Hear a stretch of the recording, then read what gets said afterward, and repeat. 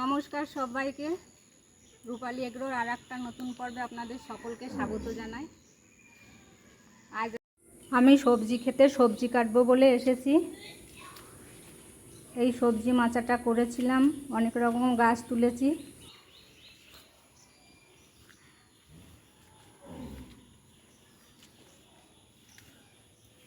এই ঝিঙে মাচায় আমি ঝিঙের গাছ তুলেছিলাম,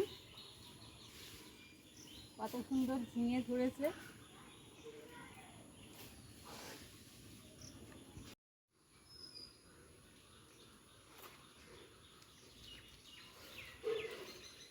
দেখুন কত সুন্দর ঝিঙে হয়েছে। দেখি আর কোথায় আছে।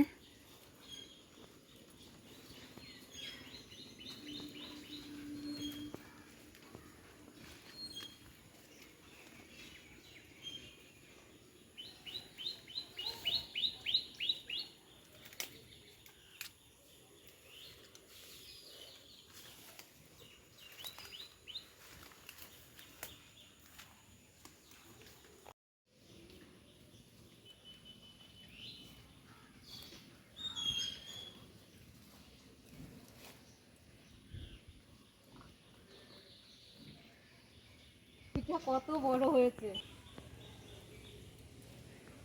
ভেতরের দিকে আর একটা অনেক বড়।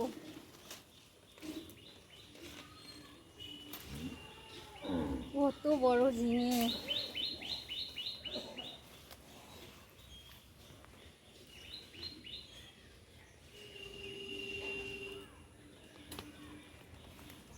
মাচার থেকে এই গাছটা এদিকে চলে এসেছে, আর এখানেই বেশি বড় ঝিঙে হয়েছে। মাচার থেকেও বড় হয়েছে বেশি এটা।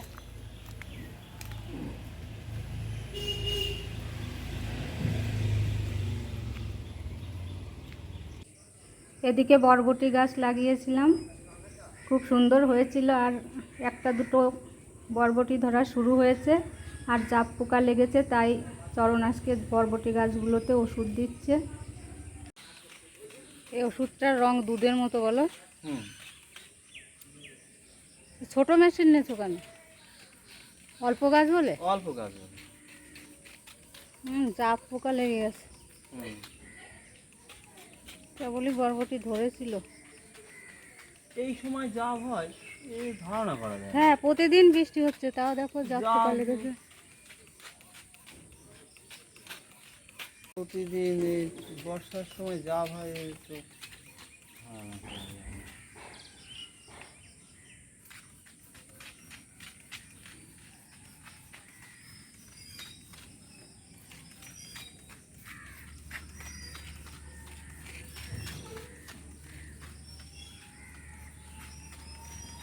এই বরবটি গাছে বেশি জাপ পোকা লাগে। ভেন্ডি গাছ লঙ্কা গাছগুলোতে দেখো লাগেনি।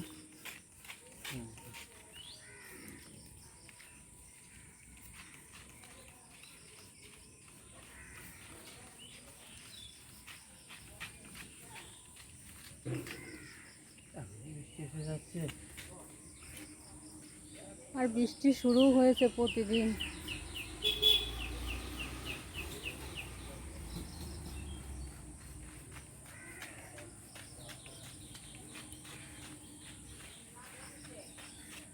প্রতিদিন এই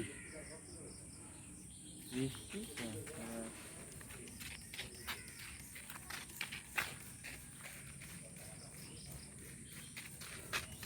বাবা, একদম জাপ পোকায় কালো হয়ে গেছে এখান দিয়ে।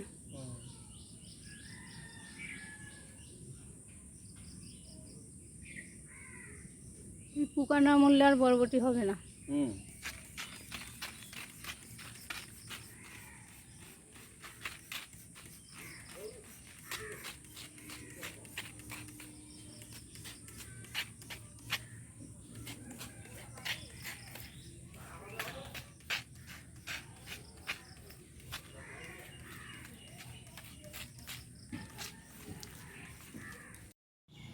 এবার আমি কটা পুঁই শাক কাটবো। এই পুঁই শাকগুলো ফুল গাছের উপর দিয়ে উঠে গেছে।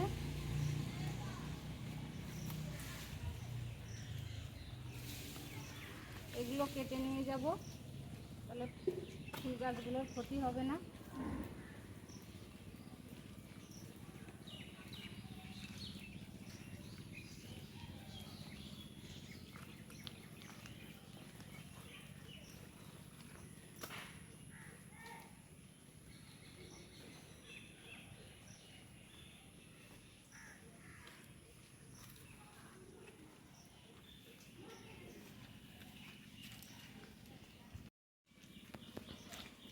এইদিকে আবার মাটি দিয়ে হয়েছে,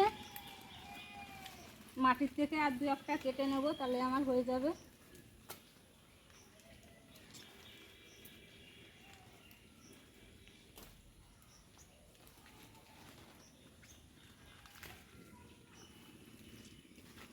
আজ আর কাটবো না, এই কটাতেই আমার হয়ে যাবে।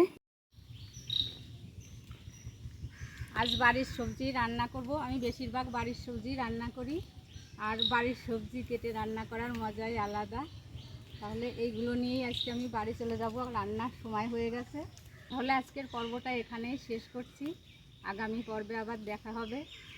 এত সময় আমার সাথে থাকার জন্য আপনাদের সকলকে অসংখ্য ধন্যবাদ।